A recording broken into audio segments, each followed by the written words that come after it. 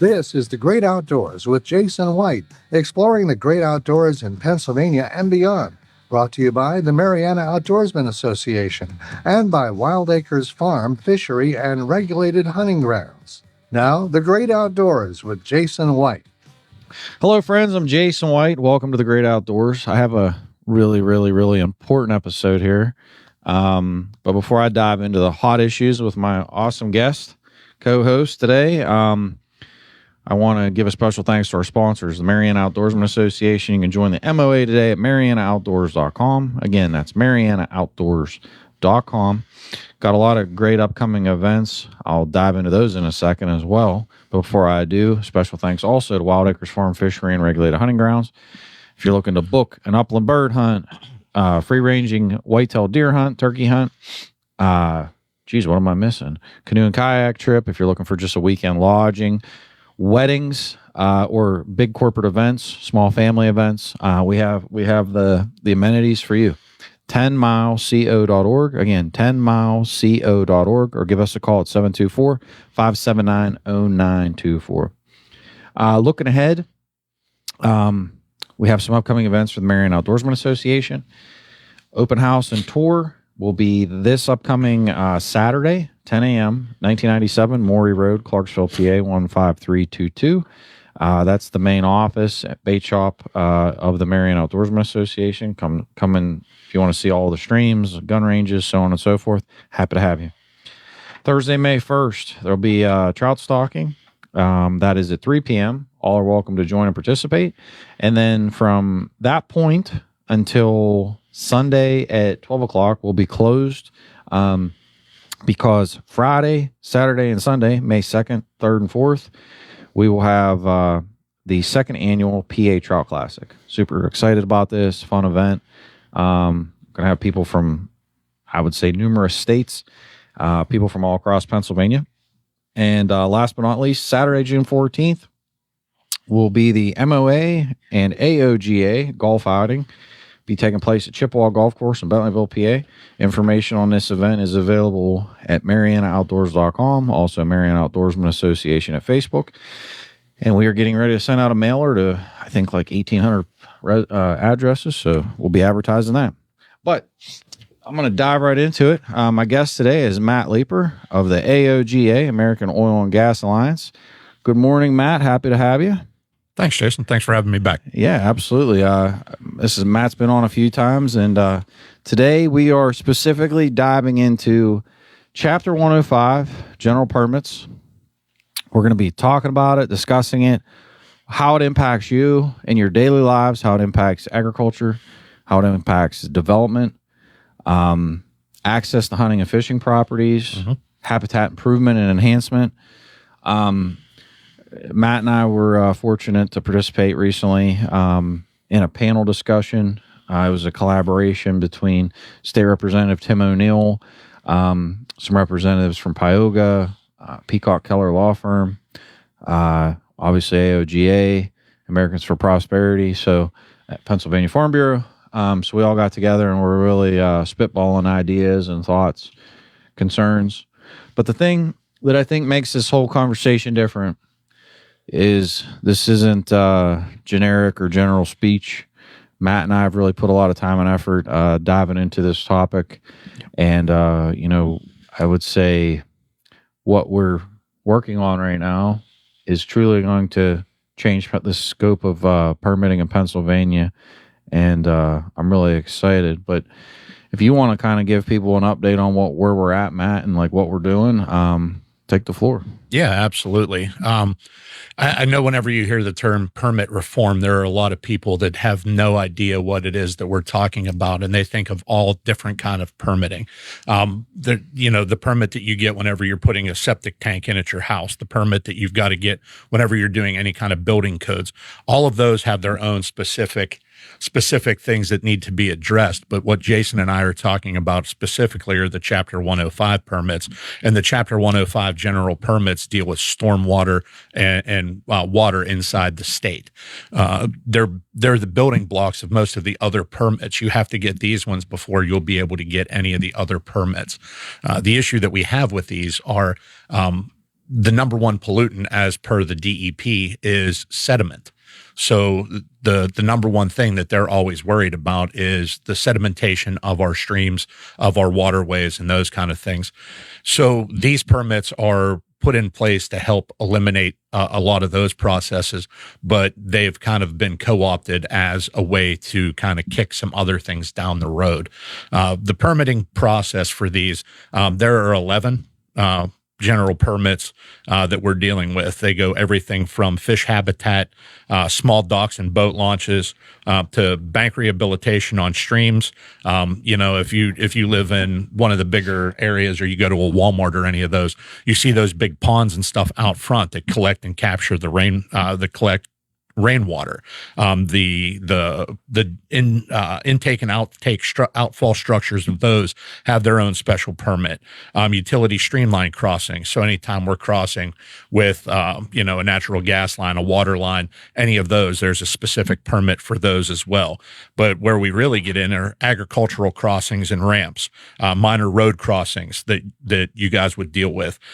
Anything that deals with agricultural activities has its own special permit, and these things are easy things that should be able to, you take a look at it, say, hey, this is what we're going to do, and be able to get the permit quickly. And that's just not what's happening.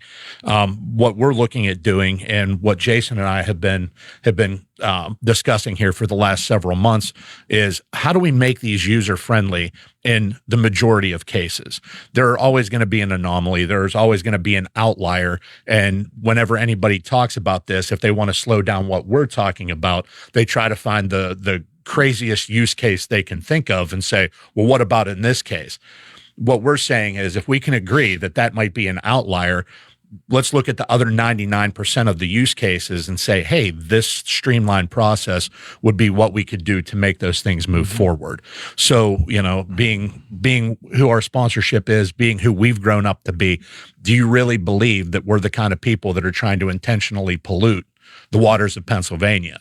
I'm an avid fisherman. Jason obviously is an avid fisherman.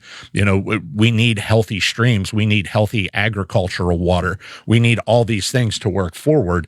And we don't think that there needs to be all the heavy-handedness or the delays from the government side to make that a reality. We think there's a very easy way for us to work with those entities to be able to create a way for 99% of the use cases to move forward quickly. And then the ones that we have issues with, or we would get a PNDI hit or any of those then get moved into a separate one. And we can remove those from the joint permits that Jason talks about a lot, where you start diluting it with the Chapter 102 rules as well. So that's kind of where we're at, and that's what we want to discuss a little bit greater today. So I want to dive into what are the current problems, the hurdles that people deal with day to day, and why. Obviously, we've dove into this so in depth. So I want to give a little example. I'm working on a general permit right now. It's for habitat enhancement. It's a GP1 boulder placement. I actually have old drawings that we used as reference from the Pennsylvania Fish Commission.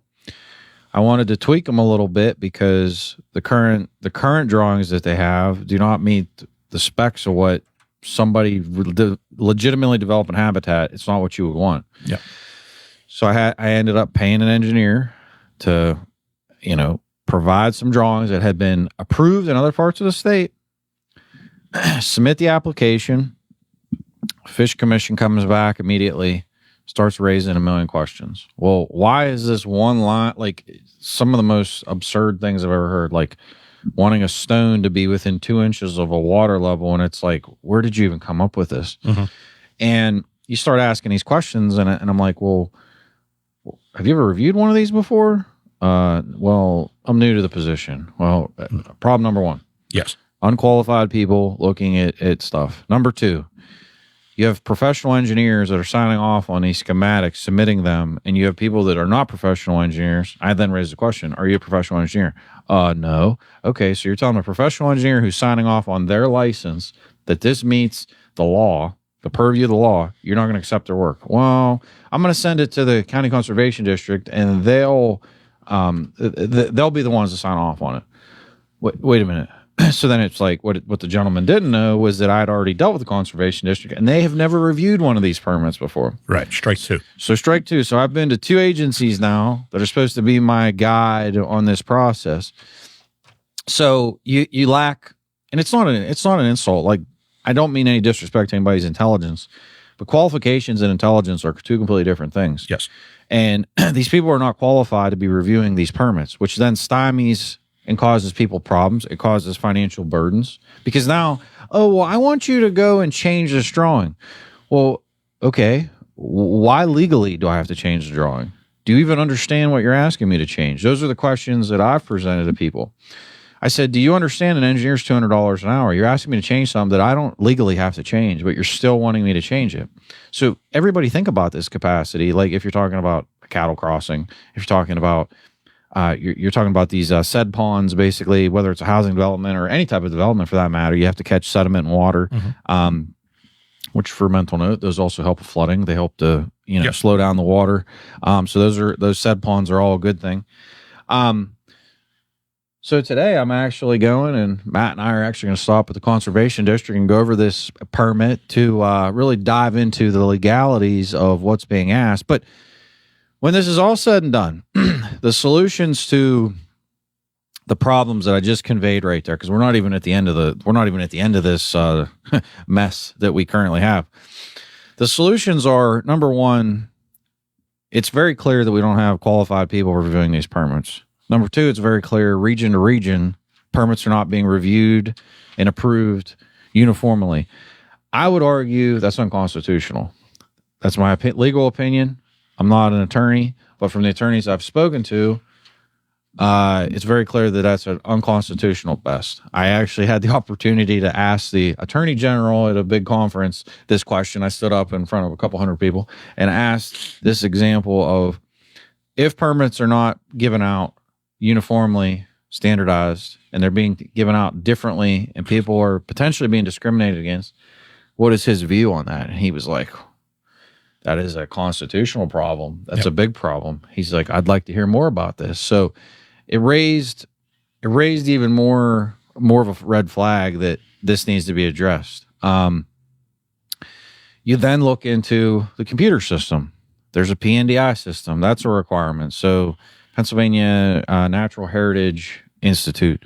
It's basically the system that they look for, either any kind of let's go Indian bones or Indian artifacts and or species that would be on endangered species lists or any of those kind of things that would prohibit you from working in that area, which we agree with 100%. You have to find out if those are the things we want to follow all laws that are on the books. We don't want to destroy those things. That's what makes it great. But that's literally the first thing that you have to do. And that system doesn't talk with any of the other systems. So it's always, you got to go through the process. And I think with what Jason's also talking, the point that I wanted to make is that these are generically written on purpose to leave a lot of gray area.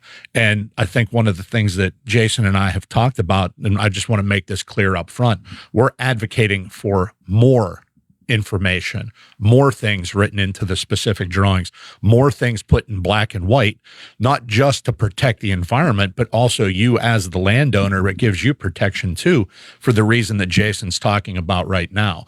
If I have a drawing that has been provided to me by a professional engineer, they will not stamp that, because if anything is wrong with that, it comes back to them and their license is in play. I don't know of a professional engineer that doesn't look and review and make sure everything that he does is stamped properly. Like, there's no way that he will put anything on there if he thinks there's even a chance that something might be wrong. So what we're looking for is, we want more black and white. We want more things written into these, so that me as a landowner, if somebody comes out to inspect this and says, oh, well, I want you to do it this way. Well, sir, right here in black and white, according to the drawing that was approved for this permit, now this is what we were required to do. There's A, there's B, there's C. We're good. Now it doesn't become an issue. And something that I've seen in the past is that, oh, well, I like it done this way. Well, I don't care. your preference on how it's done should not direct how my construction process takes place if I meet the requirements for what's in the permit. So I think one of the things that we really are pushing is specificity added to the permit so that it's in black and white, so everybody's on the same page. So that way we start to avoid the problem that we have of selective enforcement or differing enforcement region to region. And when you look at these, so when you get through the PNDI process, because that's step one with this whole idea, then Matt helped me with this general permit. You then have to get into the longitudes and latitudes, quadrino angles throughout the state. You have to then dive into that whole cabal. There's not a standardized system to where it's a one-stop shop. So that presents a lot of problems. Then you have to do other different types of mapping, etc., that could, again, all be uniform in one location. Property locations, addresses. I mean, geez, oh, Pete, I can do a lot of this stuff on my Onyx Hunt app, just doing tracking a tree stand. But we can't do it when we're doing permit applications. There's not stream flows. There's not stream data. These are about, Chapter 105s are about encroachments on waterways. Yes. So it seems like to me, like if you're going to do something, you should be able to click on that stream. It should have all the stream data, approximate width, low flow, high flow, 100-year. Like I could go right on down. That data exists. And I know there are computer programs that share that information. But again, we're not technologically where we need to be. We do not have the PNDI. We do not have a GIS. We do not have stream data that's all together. Then the drawings, to Matt's point, they need to be specific. If it says, what everybody has to understand here, you go and get these permits, and I learned this from doing permitting in a coal mine. If you put a number on there, like let's say you say you're going to be 8 foot wide, it has to be exactly 8 foot wide. It cannot be 7 foot 6 inches. It cannot be 8 foot 6 inches. It has to be 8 foot. So just that little bit of legal wording saying approximately 8 foot, that approximate. There's legal terminologies that on these drawings from my personal and Matt's personal professional experience that are paramount. So these drawings you cannot open yourselves up for somebody on the back end, because there's a whole nother layer to this, and that's inspection. Mm-hmm. Yes, that's a whole nother layer. So what we're talking about here with fixing this problem is on the front end. It's with the application process and getting to the point where you can move dirt or to move your project forward. Yes, it doesn't. We're not officially resolving the back end issue, but the front end issue is a huge quagmire in its own regard. I just want to reiterate that. Yes, but with what you're saying, if we get more information there, that actually eliminates a lot of the potential issues that we could have with the inspection side. Absolutely. So the drawings. So let's talk about the drawings a little bit. What we envision is a standardized, up-to-date computer system, a system to which you could either do online at home, in your office, or you could go to the conservation district if you don't have access to a computer and sit down at a computer and work right through it. Mm-hmm. It would be your registration, property location, description of the project, clicking on a map, your populating the location. All that stuff's going to automatically populate. So your longitudes, latitudes, municipalities, property ownership, tax number, so on and so forth. All that stuff's going to automatically populate by you fixating on that. Stream information. Then, this is the next critical piece. There's going to be basically a key where it's going to say, which project do you want to do? So let's just hypothetically say we're going to do let's stick with GP1. We're going to stick with GP1. Okay, GP1, click on GP1, and then there's going to be a list of all the different projects you could do. Okay, I want to do boulder placement. Click on boulder placement. There's not one way to do boulder placement. No. So this is where the idea manifests. We then solicit to the private sector, to engineers, consultants that are qualified, that can put together their different types of drawings, collect that with the DEP, and when you go to click on boulder placement, there should be a list of drawings by those engineers. This is John Smith PE's drawing. Mm-hmm. Hey, he deserves credit. It's his drawing. Put it up there. Click on it. Boom. That populates. And then all you'd have to do is click and drag on the map, and boom. I'm going to do this here, here, here. It's gonna basically be an interactive program that information. Then you're gonna have a top view. You're gonna have a side view, just like you will with your house. So give, again, to Matt's point, to protect the landowner or the project manager, project company, installers. And also the DEP, because if they come in and we're doing it wrong, not up to the drawing, now they have every look. You said that you were going to do it exactly this way. You're not. We've got a problem, and that protects them as well. I mean, but let's not take out of this equation that those guys have got to cover their butt too, because they're always the ones getting second guessed in the legal process, and we have a lot of people on the environmental side that want to come back and like nitpick everything down real deep on a legal level, trying to find any kind of hole that they can to halt any kind of construction. So side tangent. No, you're fine. I know that's absolutely, because we're trying to protect everybody, including the DEP. Yeah, 1,000%. They've got a responsibility to make sure that this stuff is enacted properly. And the more things that we can get in black and white, the more it's going to protect us and them.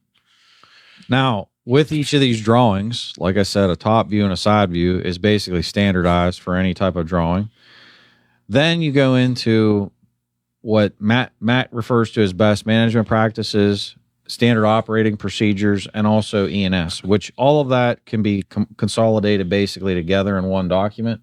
In each drawing. It could be in the drawing. Additionally, you could have one page kind of, hey, you're going to have straw on site. Whenever you're done with each structure, you're going to seed it, mulch it.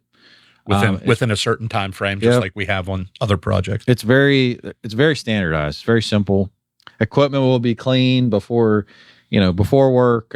You'll do basically a daily maintenance check to make sure there's no leaking grease or any degrease and de-oil anything before it goes into a stream, into a waterway.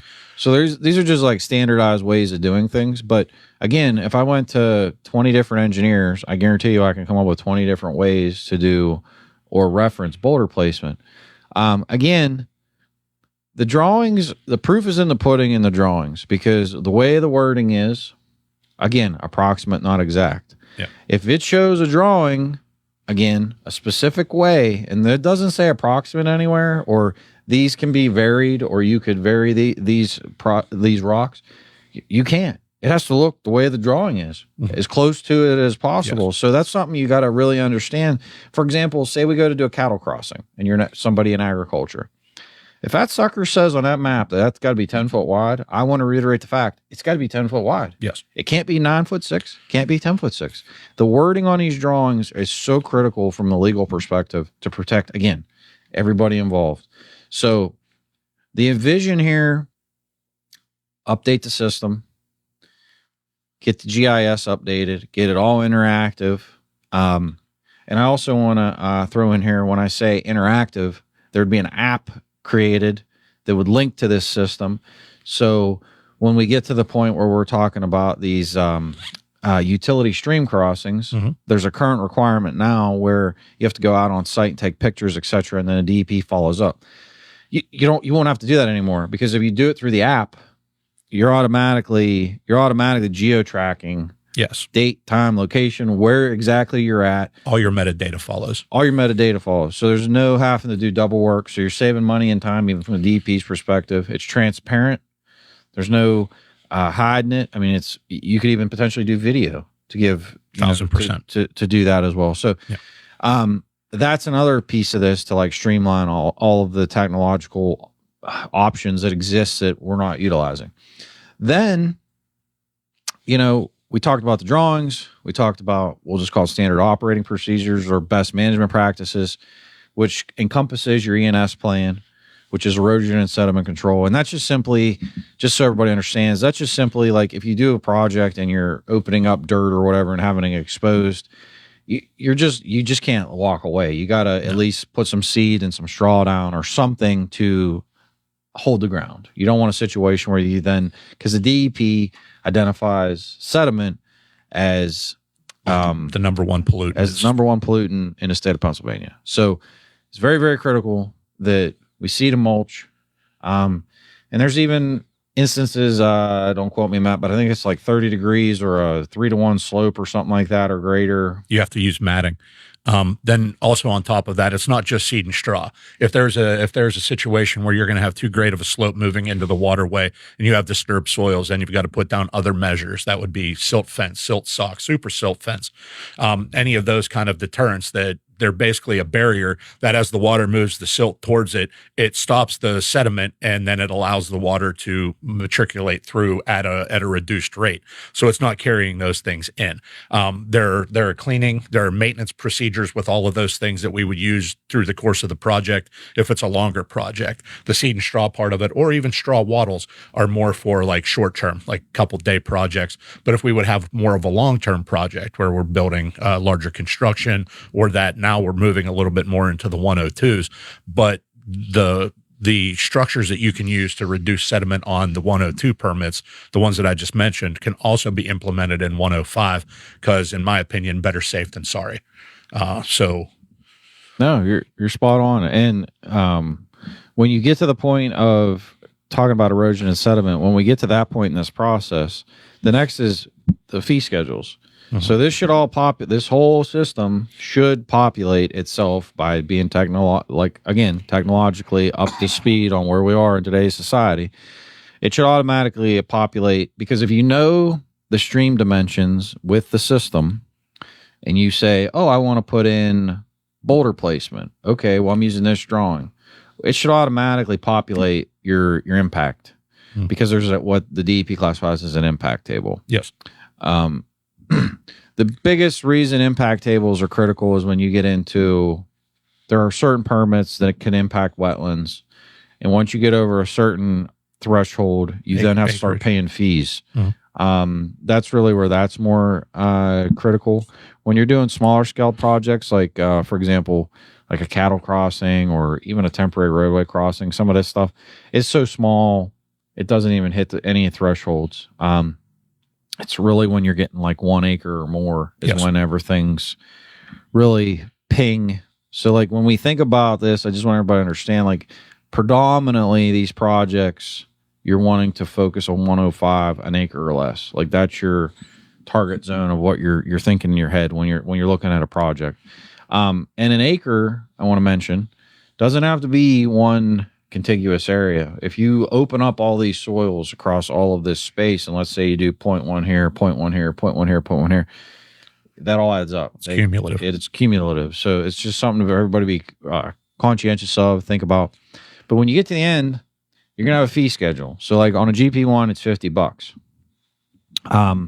It's $50, and that's certainly another thing that that's a Chapter 105 thing that I'd love to see opened up specifically for the fee schedules alone. I think need to be looked at and redone, but that's not part of what we can change right here, right now. But when you're done and you go through, I'm interested to see how the E&S side of it's going to happen, because like right now, like if I'm filing something in Washington County, it's $50 for the PA clean water. I think it's clean waterways, something like that is what it is. And then you pay $150 for an E&S review. Mm-hmm. That specifically goes to Washington County Conservation District. So that's a piece of it that I'm not sure if they'll just, if you'll pay your fee, because because everybody has to understand they're not reviewing it anymore.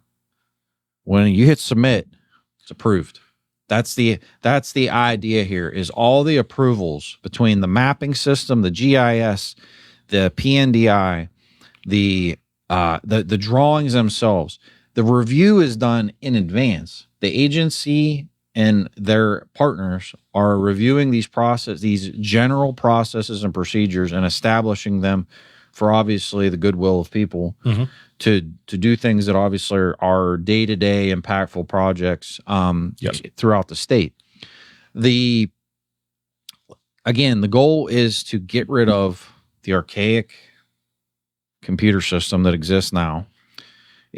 And something I also want to acknowledge is when we hit submit at the end, the whole thing's going to print. Your whole permit application, all the general information. Because right now, the only time that happens is during your PNDI application. It actually has a seal of Pennsylvania, mm-hmm. and you literally sign the back page.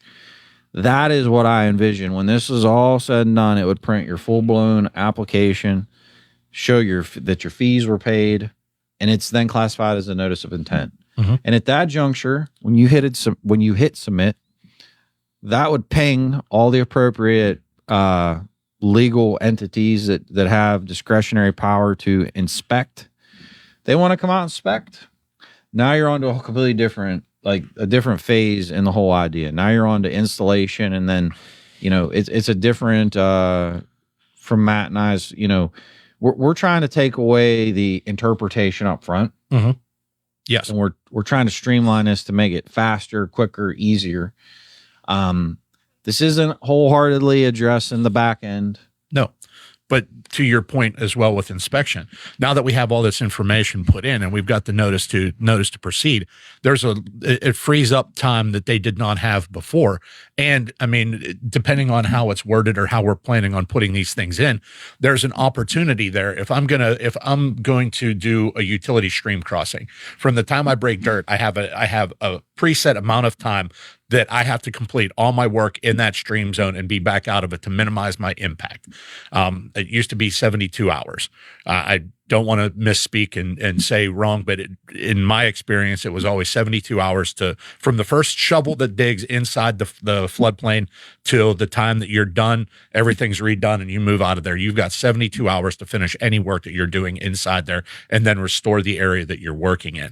If we're dealing with that now, whenever we do this, if we have to put in, you have to let them know within 48 hours of starting the project. Now they know when you're going to actually be working in there. Because before, there's never been, if they've got more time and we're going to do that and they're going to come out and look at you while you're doing your project, they're going to now know, have a better idea so that they can inspect in real time to make sure that we're doing and we're holding up our end.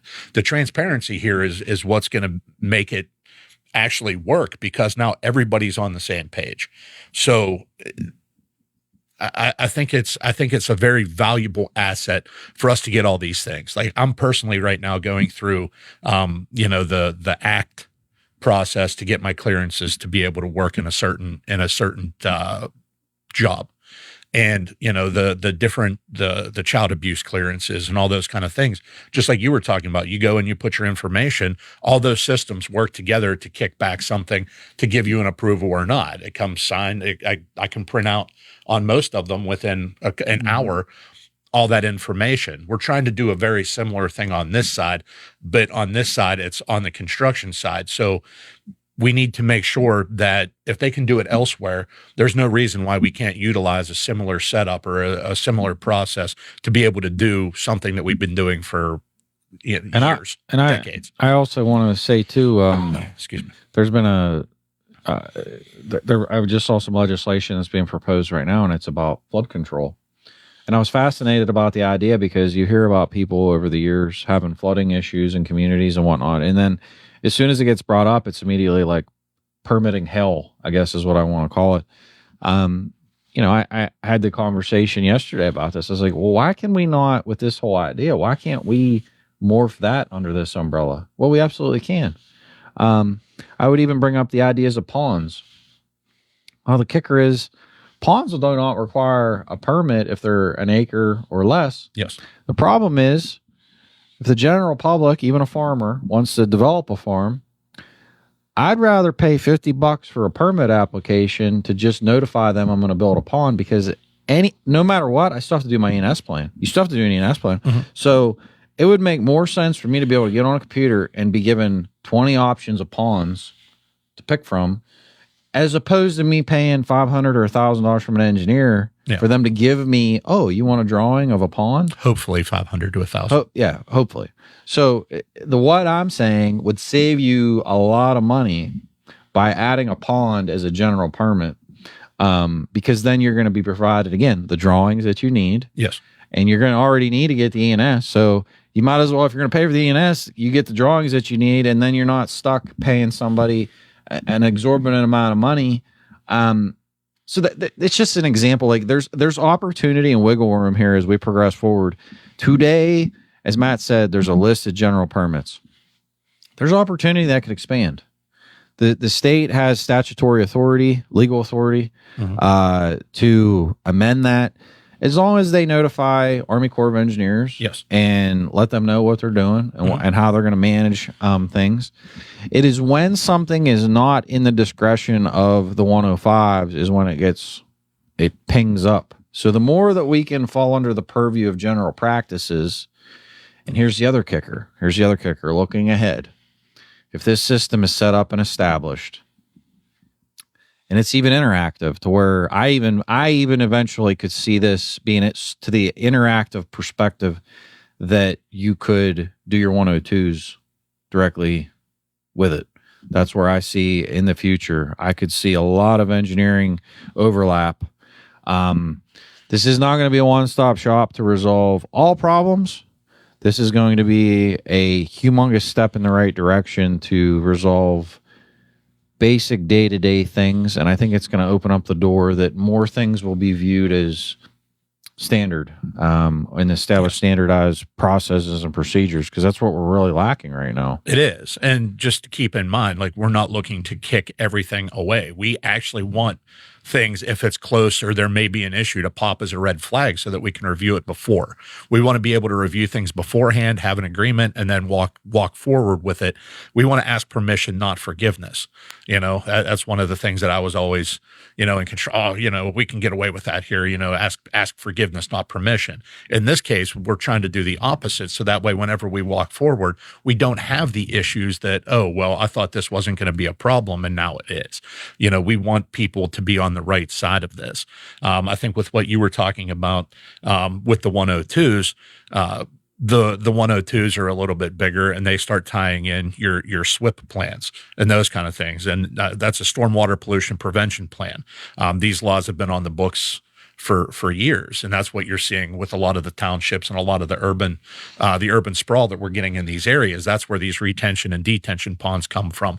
That's where these, as you're starting to put in more infrastructure, you're changing the topography of the land. The water runoff is going to be different, all those things, but those are for the bigger issues. So that's where we start digging into the 102s, and those are for larger scale projects. That's why we want to make sure everybody understands we're just dealing with the 105s, which are the base level, and then we start building from there. So yes, I agree with you. I think the 102s and some of those could then be implemented inside this with the same software, because a lot of the stormwater and a lot of the erosion controls are based on topography. So it's going to be my slope. It's going to be in my protecting water. All those things are going to determine the size or the material that you're going to need to implement there to keep sediment on the job site, which is the ultimate goal of the 105s, the 102s, the SWIP plans. All those things are to keep things from escaping. And, there are always going to be trade-offs with these things. Somebody's going to be like, oh, you guys are trying to circumvent. That's not what we're trying to do.